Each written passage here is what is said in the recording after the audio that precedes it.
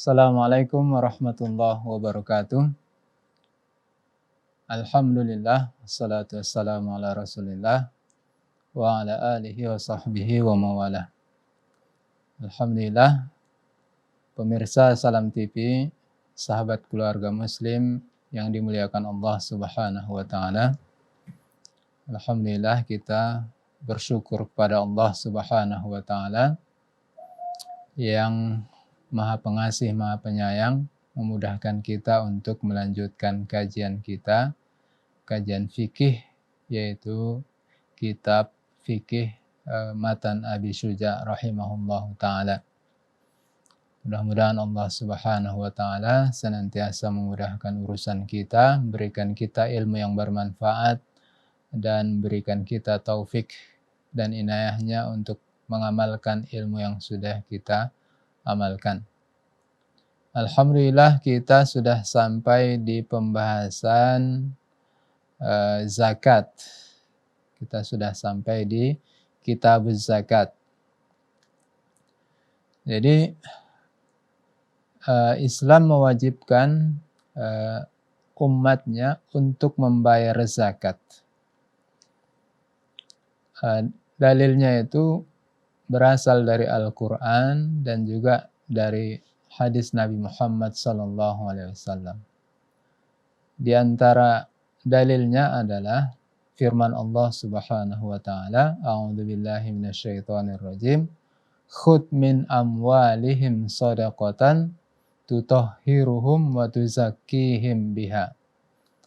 Ambillah dari harta mereka sedekah. Sedekah itu ada yang wajib, ada yang sunnah. Sedekah yang wajib itu adalah zakat. Ambillah dari harta mereka zakat, ya, sedekah yang wajib. Tutahhiruhum wa tuzakkihim biha. Zakat itu akan membersihkan mereka dan mensucikan mereka. Jadi ayat ini pertama menegaskan tentang kewajiban kita menunaikan membayar zakat. Yang kedua juga menjelaskan tentang apa di antara hikmah kita membayar zakat. Jadi khudh min amwalihim, ambillah. Jadi amil zakat itu mengambil, mendatangi rumah-rumah, ya, mendatangi rumah-rumah kaum muslimin untuk mengambil zakat yang sudah diwajibkan oleh Allah ke atas kaum muslimin.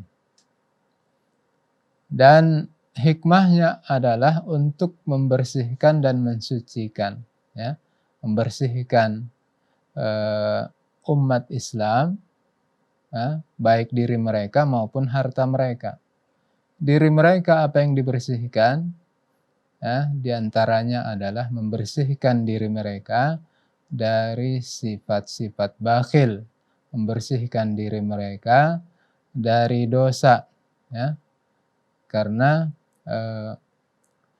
di dalam harta kita itu ada hak orang lain, ada hak fakir miskin, baik mereka meminta ataupun mereka tidak meminta. Ada harta mereka dalam harta kita, ada hak mereka dalam harta kita yang harus kita tunaikan. Jangan sampai kita memakan yang bukan hak kita. Itu tentu menjadi petaka dan dosa bagi kita kalau sampai kita memakan harta yang bukan menjadi hak kita.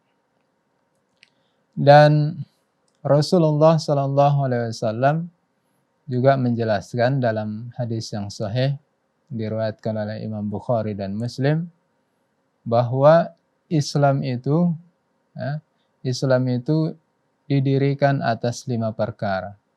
Bunyal Islamu ala khamsin, syahadati an la ilaha illallah wa anna Muhammadar Rasulullah, wa iqamis shalah, wa ita'iz zakah, wa shaumi Ramadan, wa hajjil bait. Islam itu didirikan atas 5 perkara. Yang pertama adalah kalimat tauhid, bersaksi bahwa tidak ada Tuhan yang berhak untuk diibadahi dengan benar kecuali Allah Subhanahu wa taala, dan bersaksi bahwa Muhammad sallallahu alaihi wasallam adalah hamba dan utusan Allah Subhanahu wa taala. Yang kedua mendirikan salat, yang ketiga membayar zakat, keempat berpuasa pada bulan Ramadan, dan yang kelima adalah menunaikan ibadah haji.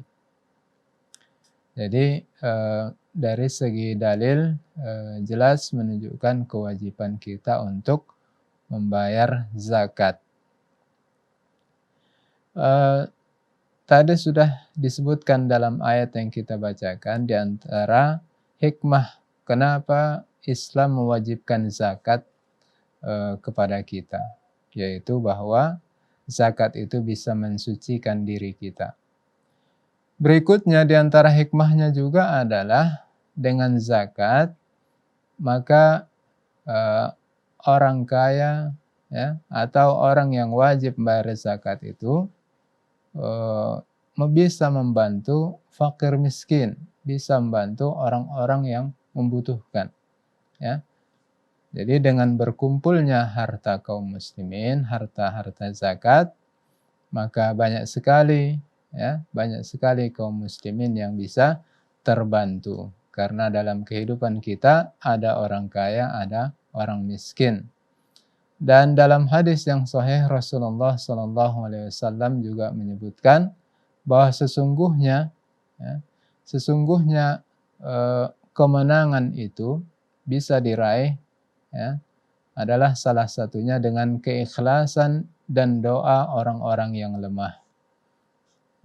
Jadi dengan kita menunaikan zakat, maka dengan demikian kaum muslimin yang lemah terbantu, sehingga ada hubungan yang erat antara sesama kaum muslimin.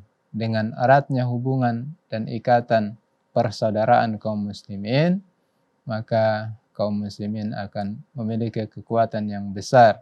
Sebaliknya, jika umat Islam tidak bersatu, maka yang terjadi adalah kelemahan dan perpecahan. Wala tanaza'u fatafshalu wa tadhhaba rihukum. Janganlah kalian berpecah belah. Kalau itu kalian lakukan, niscaya kalian akan gagal. Jadi umat yang gagal, dan kalian juga akan menjadi orang yang tadhhabu rihukum, lenyap kekuatan kalian. Zakat itu sendiri apa artinya?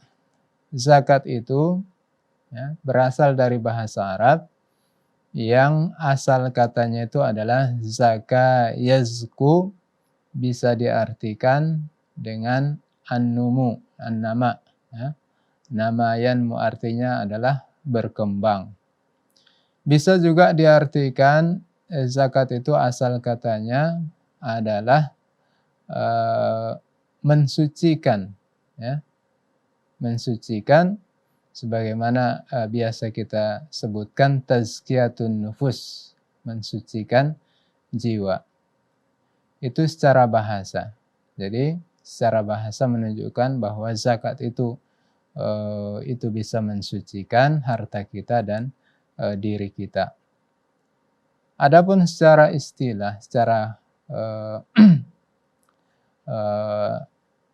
makna istilahnya, zakat itu adalah ukuran tertentu dari beberapa jenis harta yang diberikan kepada orang-orang tertentu, yang diberikan dengan syarat, dan ketentuan tertentu juga.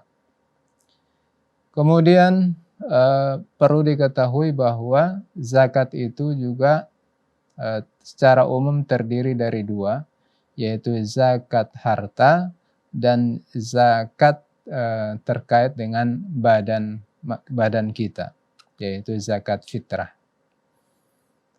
Kemudian Syekh memulai pembahasan zakat ini dengan mengatakan, tajibu zakatu fi khamsati asya.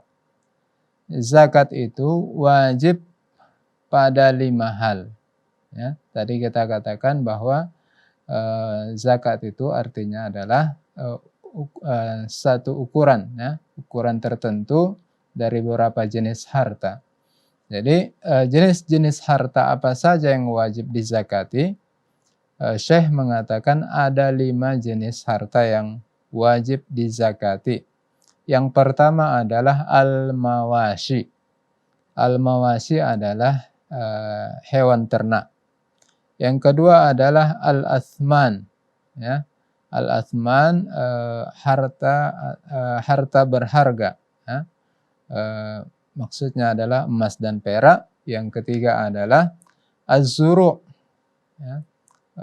Hasil dari pertanian. Kemudian yang keempat adalah as-thimar, ya, buah-buahan. Kemudian yang kelima adalah urudut tijarah, harta perniagaan. Kemudian Syekh memulai pembahasan tentang zakat hewan ternak. Beliau mengatakan, fa'ammal mawashi fatajibu zakatu fi salasati ajnas minha. Maka adapun hewan ternak, zakatnya itu wajib pada 3 jenis hewan ternak. Ya. Yang pertama adalah onta, yang kedua adalah sapi, yang ketiga adalah kambing. Jadi selain yang 3 ini tidak wajib kita zakati. Hal itu berdasarkan hadis Rasulullah SAW. Beliau bersabda, ma min sahibi ibil wala baqar wala ghanam la yuaddi zakataha illa ja'at yaumal qiyamah a'dhama ma kanat wa asmanuhu tantahuhu bikuruniha wa tata'uhu bi azlafiha kullama nafadat akharaha 'adat alaihi aulaha hatta yuqda bainan nas. Rawahu Muslim. Jadi Rasulullah mengatakan tidaklah seorang pemilik onta ataupun pemilik sapi atau pemilik kambing yang dia tidak menunaikan zakatnya, kecuali kelak, ya, hewan-hewan tersebut, hewan yang tidak ditunaikan zakatnya itu akan datang pada hari kiamat, ya, dengan tubuh, dengan badan yang lebih besar dari sebelumnya ketika di dunia, lebih besar dan lebih gemuk, ya. Hewan-hewan tersebut menanduk, ya, menanduk pemiliknya yang tidak menunaikan zakat dan menginjak-injak pemiliknya, ya, menanduk, menginjak-injak pemiliknya, ya. Kullama nafadat, ya, akharaha, setiap dipijak dengan kaki yang depan, maka kembali dipijak dengan kaki yang belakang, bergantian, ya. Begitu seterusnya sampai, ya, sampai manusia yuqda bainan nas, sampai manusia selesai perkaranya di padang mahsyar. Hadis yang sahih diriwayatkan oleh Imam Muslim. Tentu hadis ini menjadi peringatan bagi kita yang memiliki hewan ternak, ya, terutama onta, sapi, dan kambing. Hendaklah kita menunaikan zakatnya, karena zakatnya itu tidak seberapa, ya. Sebagaimana yang sebentar lagi akan disebutkan berapa zakat onta, sapi, dan kambing. Bapak Ibu jangan kemana-mana dahulu, kita akan lanjutkan sesudah pesan-pesan berikut ini.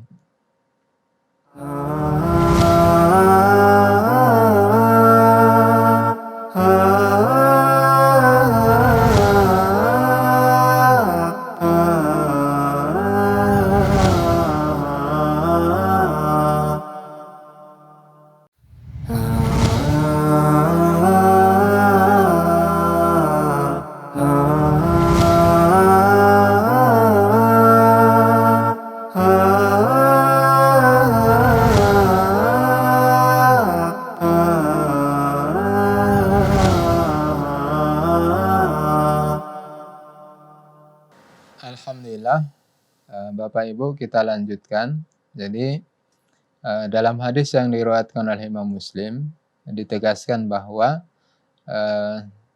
zakat hewan ternak itu diambil dari 3 jenis hewan, yaitu onta, sapi, dan kambing. Karena itu ulama menyimpulkan bahwa selain yang 3 itu tidak wajib dikeluarkan zakatnya. Seperti kalau kita memelihara ikan, kita memelihara ayam, angsa, bebek, dan lain-lain. Kemudian Syekh menjelaskan tentang syarat wajib dikeluarkan zakat dari hewan peliharaan tersebut. Ya. Kapan kita wajib? Ketika kita sudah memiliki atau ketika kita berternak sapi atau kambing misalnya, kapankah kita wajib untuk membayar zakatnya, mengeluarkan zakat dari hewan peliharaan kita? Syekh mengatakan syarat wajibnya itu ada 6. Yang pertama adalah Islam, ya, orang kafir tidak wajib bayar zakat. Yang kedua adalah merdeka, ya, budak tidak wajib bayar zakat karena dia sendiri adalah orang yang tidak penuh, ya, tidak penuh kepemilikannya. Dia sendiri adalah orang yang tidak merdeka, ya. Kemudian yang ketiga adalah al-milkut tam. Harta itu, hewan ternak itu adalah merupakan milik kita secara sempurna, ya. Karena itu kalau ada hewan ternak yang sudah sampai nisabnya tapi tidak merupakan tidak sempurna milik kita, ya. Misalnya apa? Misalnya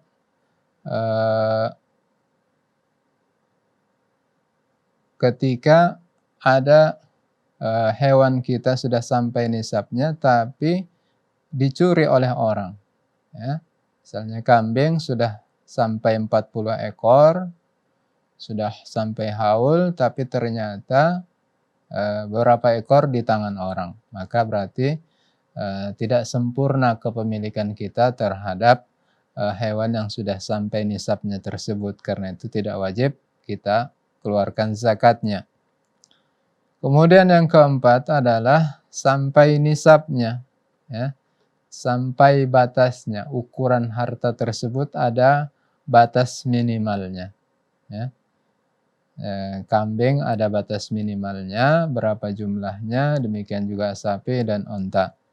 Kemudian haul, ya, sampai 1 tahun. Jadi ukuran minimal tadi itu dia harus sampai 1 tahun, ya.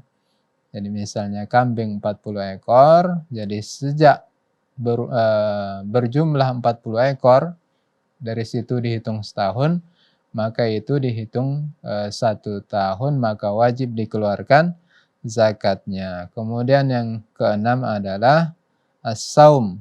As-saum, kata beliau, maksudnya adalah bahwa hewan ternak itu dipelihara dengan digembalakan, ya, dipelihara dengan digembalakan di padang luas, ya, di padang rumput yang luas, sehingga dengan demikian berarti hewan ternak yang dikandangkan, ya, hewan ternak yang dikandangkan yang rumputnya itu adalah hasil dari membeli, ya, membeli dari orang lain, ya, maka tidak wajib untuk dizakati. Hal itu berdasarkan hadis Rasulullah SAW fi saimatil ghanam, ya, yang di antara redaksinya menyebutkan fi saimatil ghanam, ya, dalam hewan yang digembalakan di padang yang luas, tidak dikandangkan yang makanannya itu dibeli. Itulah yang wajib dizakati, yang digembalakan di padang luas. Kemudian Syekh pindah ke pembahasan zakat harta berharga, ya. Harta berharga atau emas dan perak, ya. Hal itu berdasarkan firman Allah Subhanahu wa taala, walladzina yaknizuna adh-dhahaba wal fiddata wa la yunfikunaha fi sabilillah fabashshirhum bi'adzabin alim. Dan orang-orang yang menyimpan, ya, menyimpan emas dan perak dan mereka tidak menunaikan zakatnya, tidak menginfakkannya di jalan Allah, maka berilah mereka kabar gembira dengan azab yang pedih yang kelak akan mereka terima. Dalam sebuah hadis Rasulullah sallallahu alaihi wasallam menyebutkan, "Ma min sahibi dhahab wala fiddah", tidaklah orang pemilik emas ataupun pemilik perak yang tidak menunaikan zakatnya, ya, kecuali kelak dia akan datang pada hari kiamat, ya, akan datang dengan mendapatkan lembaran-lembaran amalannya yang terbuat dari api, ya. Maka dia pun terbakar, ya. Maka terbakar dia di neraka jahanam. Kemudian beliau menjelaskan tentang syarat wajib zakat emas dan perak. Beliau mengatakan syaratnya itu ada 5. Yang pertama adalah Islam, yang kedua adalah merdeka, yang ketiga kepemilikan yang sempurna, yang keempat adalah sudah sampai nisabnya, ukuran minimal, yang kelima adalah sudah sampai 1 tahun. Kemudian zakat pertanian, az-zuru', ya, zakat pertanian. Jadi pertanian juga ada zakatnya. Orang yang bertani juga wajib membayar zakat. Ya, tanaman-tanaman ada zakatnya. Berdasarkan firman Allah Subhanahu wa taala, wa atu haqqahu yauma hasadih. Dan berikanlah zakatnya, haknya pada saat tiba masa panennya. Jadi zakat pertanian itu wajib dengan 3 syarat. Yang pertama adalah an yakuna mimma yazra'uhu al-adamiyun. Bahwa tanaman-tanaman itu merupakan hasil dari tanaman manusia, ya, bukan yang tumbuh sendiri. Yang kedua adalah an yakuna qutan muddakharan. Ya. Tanaman-tanaman pertanian yang wajib untuk dizakati itu haruslah merupakan makanan pokok yang bisa disimpan. Ya. Jadi tidak semua tanaman-tanaman pertanian itu wajib dizakati. Yang wajib adalah yang merupakan makanan pokok seperti kurma, gandum, ya, padi, dan lain-lain. Kemudian yang ketiga adalah an yakuna nisaban, sampai nisabnya. Dan dijelaskan oleh Syekh bahwa nisab dari harta pertanian itu adalah khamsatu ausuk, ya, khamsatu ausuk la qasra 'alaiha. 5 wasak yang tidak ada kulitnya. Berdasarkan hadis Rasulullah sallallahu alaihi wasallam, laisa fi ma duna khamsati ausuk shadaqah. Ya, hasil panen yang kurang dari 5 wasak itu tidak wajib dibayari zakatnya. Berapa kira-kira 5 wasak itu? 5 wasak itu kira-kira beratnya adalah 612 kg. Ya. 612 kg, tidak sampai 1 ton, itu sudah wajib untuk kita zakati. Jadi itu yang wajib itu adalah kalau sampai nisabnya sekitar 612 gram dan tidak lagi ada kulitnya. Jadi sudah bersih, seperti misalnya padi sudah digiling menjadi beras.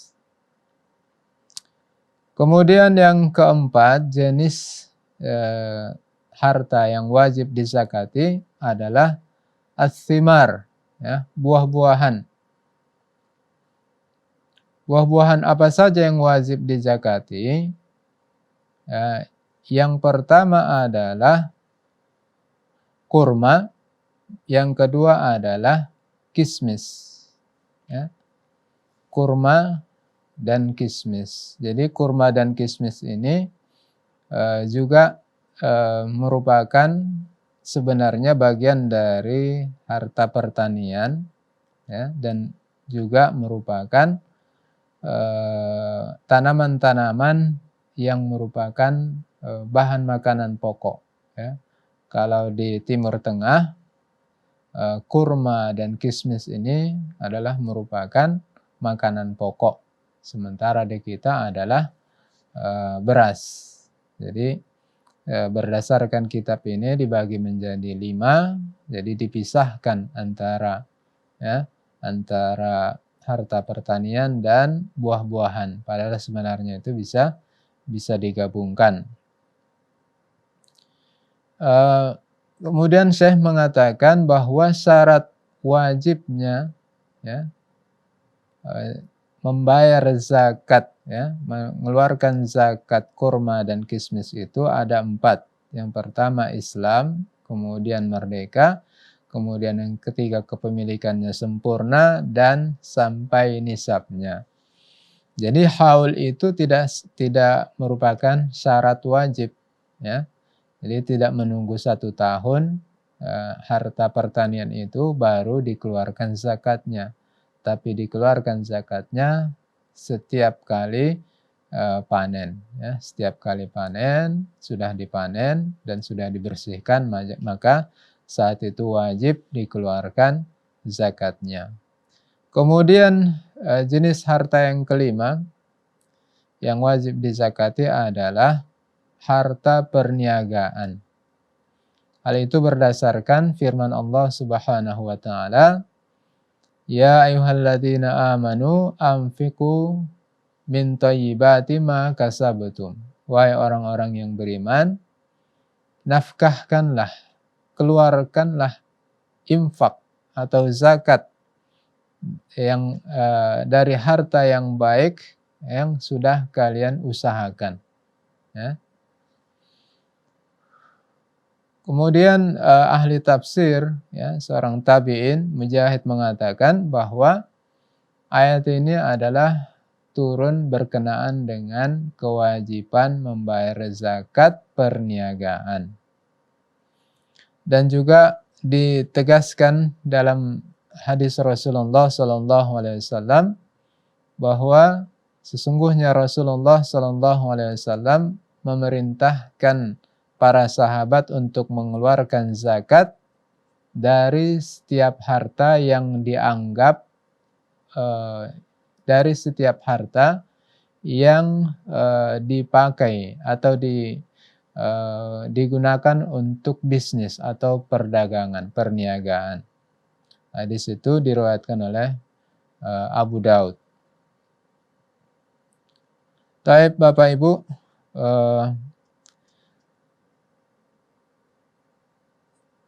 tentang zakat perniagaan ini, syaratnya sama dengan syarat harta berharga emas dan perak. Ya. Jadi Islam, kemudian merdeka, kemudian kepemilikan yang sempurna, dan sampai nisab, dan sampai 1 tahun.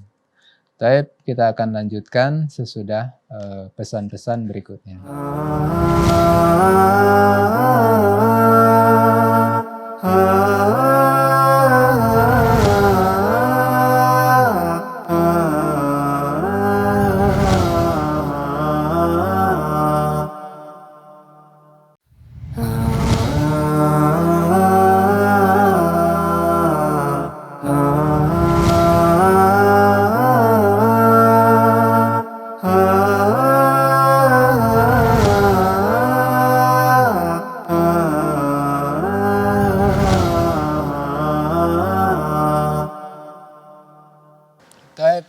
Alhamdulillah Bapak Ibu, kita masih di pembahasan zakat. Kita sampai di zakat onta. Ya. Jadi walaupun kita di Indonesia mungkin jarang yang punya onta, tapi tidak masalah kita mempelajari zakat onta karena tidak bisa jadi ke depan juga bisa juga kita memiliki onta, dan walaupun tidak juga kita memiliki onta, minimal sekedar kita mengetahui. Zakat onta itu diwajibkan dikeluarkan minimal onta itu berjumlah 5 ekor. Ya. Jadi kalau kita memiliki baru 2 ekor, 3 ekor, 4 ekor, maka belum ada kewajiban kita untuk mengeluarkan zakatnya. Hal itu berdasarkan sabda Rasulullah SAW, "Laisa fi maduna khamsi dzudin shadaqah." Tidak ada kewajiban bayar zakat pada onta yang kurang dari 5 ekor. Hadis yang sahih diriwayatkan oleh Imam Bukhari dan Muslim. Jadi berdasarkan hadis itu, maka disepakati oleh para ulama bahwa nisab atau ukuran minimal dari onta yang wajib dizakati itu adalah 5 ekor. Karena itu Syekh mengatakan, wa awwalu nisabil ibil khamsun. Ya. Ukuran minimal jumlah onta itu yang wajib dizakati adalah 5 ekor. Dalam 5 ekor onta, berapa zakat yang harus dikeluarkan? Yaitu 1 ekor kambing. Ya. Dalam 5 ekor onta wajib dikeluarkan zakatnya, yaitu 1 ekor kambing. Jadi kita bisa dengan membeli kambing ya 1 ekor, atau kita memang memiliki peliharaan kambing. Jadi 1 ekor yang kalau dia kambing domba, dia minimal ukurannya usianya 1 tahun. Kalau kambing biasa usianya minimal 2 tahun. Jadi itu kita serahkan ke amil zakat. Kemudian kalau jumlahnya 10, maka 2 ekor kambing. Kalau jumlahnya 15, maka 3 ekor kambing. Dan kalau jumlahnya 20 ekor onta, maka zakatnya 4 ekor kambing. Dan kalau jumlahnya 25 ekor onta, maka zakatnya adalah bintu makhot minal ibil. Jadi zakatnya adalah seekor, ya, seekor onta yang usianya genap 1 tahun dan sudah beranjak ke tahun yang kedua. Ya. Jadi baru ketika jumlah onta kita 25 ekor, barulah zakatnya juga dari jenis onta. Kemudian beliau mengatakan, wa fi sittin wa salasin bintu labun. Kalau 25 ekor bintu makhot, onta yang berumur 1 tahun. Kalau jumlahnya 36 ekor onta, zakatnya bintu labun. Bintu labun itu adalah satu istilah yang menunjukkan onta yang berusia 2 tahun. Kemudian kalau jumlahnya 46 ekor onta, maka zakatnya 1 ekor onta hikkoh. Ya. Hikkoh itu adalah onta yang sudah berusia 3 tahun dan beranjak ke tahun yang keempat. Tapi sudah genap 3 tahun. Kemudian kalau jumlahnya adalah 61 ekor onta, maka saat itu zakatnya adalah zaz'ah. Zaz'ah ini adalah istilah onta yang berusia 4 tahun dan sudah beranjak ke tahun yang kelima. Dan biasanya onta yang sudah berusia 4 tahun genap itu giginya mulai berganti, ya. Giginya mulai mulai terlepas, ya. Kemudian ketika jumlah onta itu 76 ekor, maka yang wajib dizakati, dikeluarkan zakatnya adalah 2 ekor bintu labun. Bintu labun tadi adalah yang berusia 2 tahun, ya. Kemudian kalau 91 ekor, maka dikeluarkan zakat hikkotani, 2 ekor onta yang berusia 3 tahun. Kemudian kalau jumlah onta kita, ya, 121 ekor onta, maka wajib kita keluarkan 3 ekor, ya, 3 ekor onta bintu labun yang berusia 2 tahun. Kemudian pada setiap 40 ekor onta, ya, ini rumusnya, pada setiap 40 ekor onta itu adalah bintu labun, dan pada setiap kita memiliki kelipatan 50, itu 1 ekor hikkoh yang berusia 3 tahun. Artinya kalau kita punya 80, berarti kita mengeluarkan zakat 2 ekor bintu labun yang berusia 2 tahun. Kalau 120, 3 ekor. 160, 4 ekor onta yang berusia 2 tahun. Begitu seterusnya.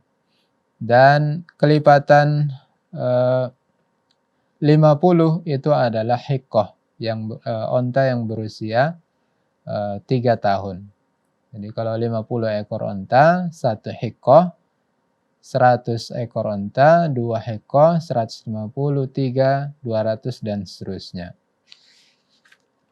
Taib, ini dia pembahasan tentang zakat onta. Kemudian Syekh membahas tentang zakat sapi. Syekh mengatakan bahwa awal nisabil baqar salasun. Nisab sapi, ya, berapa jumlah minimal yang harus kita zakati, yaitu 30 ekor sapi. Jadi kalau sapi kita kurang dari 30 ekor, maka tidak dizakati. Kalau sudah sampai 30, zakatnya adalah 1 ekor sapi, ya. 1 ekor sapi yang berusia 1 tahun, istilahnya adalah tabi', ya. Tabi' asalnya itu adalah berarti mengikuti, karena sapi yang berusia 1 tahun itu biasanya masih mengikuti induknya. Jadi 1 tahun genap, beranjak ke tahun kedua, itulah zakat yang harus kita serahkan. Kalau kita memiliki 30 ekor sapi. Dan kalau kita memiliki 40 ekor sapi, maka kita keluarkan zakatnya, yaitu seekor sapi dengan istilah musinnah, yaitu sapi yang sudah genap usianya 2 tahun dan memasuki tahun yang ketiga. Jadi berarti begitu rumusnya. Setiap 30 ekor sapi harus kita keluarkan tabi', 1 ekor sapi yang berusia 1 tahun genap. Dan kalau jumlahnya kelipatan 40, kita keluarkan musinnah. Jadi kalau 60 berarti kita keluarkan 2 ekor sapi yang berusia 1 tahun genap. 93 ekor. Kalau yang musinnah tadi kelipatan 40 41 ekor musinnah, 82 ekor musinnah, 123 ekor musinnah. Jadi kalau jumlahnya 120 bisa 3 ekor musinnah, yaitu sapi yang berusia 2 tahun genap, kita keluarkan, kita serahkan ke amil zakat, atau yang tabi' yang berusia 1 tahun genap, tapi jumlahnya 4 ekor. Hal itu adalah berdasarkan hadis Rasulullah SAW ketika beliau akan mengutus seorang sahabat Mu'adz bin Jabal ke negeri Yaman untuk berdakwah.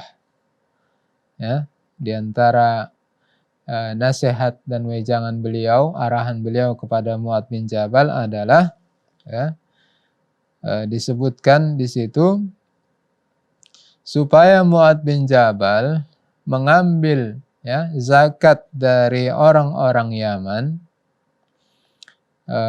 pada sapi. Zakatnya itu adalah setiap 30 ekor sapi, 1 ekor tabi', baik jantan ataupun betina, dan setiap 40 ekor sapi zakatnya adalah 1 ekor musinnah, yaitu sapi yang berusia 2 tahun genap. Kemudian Syekh pindah ke pembahasan zakatul ghanam, yaitu zakat kambing. Beliau mengatakan wa awwalu nisabil ghanam arba'un. Kambing itu nisab minimalnya adalah 40 ekor kambing. Jadi kalau sudah berjumlah 40 ekor kambing kita dan sampai haulnya, sudah sampai 1 tahun, sudah 1 tahun kita memiliki 40 ekor atau lebih, maka zakatnya yang harus dikeluarkan adalah seekor kambing yang berusia 1 tahun kalau kambing kita yang kita keluarkan itu adalah domba. Atau kalau kambing biasa yang mau kita keluarkan zakatnya adalah 1 ekor kambing tapi berusia 2 tahun. Kemudian beliau mengatakan wa fi mi'ah wa ihda wa isrin syatani. Dan kalau jumlah kambing kita 121 ekor, maka wajib kita keluarkan zakatnya 2 ekor kambing. Jadi antara 40 sampai 120 itu masih 1 ekor kambing. Baik yang domba berarti 1 tahun atau kambing biasa yang berusia 2 tahun. Kemudian 121 atau lebih itu 2 ekor kambing. Kemudian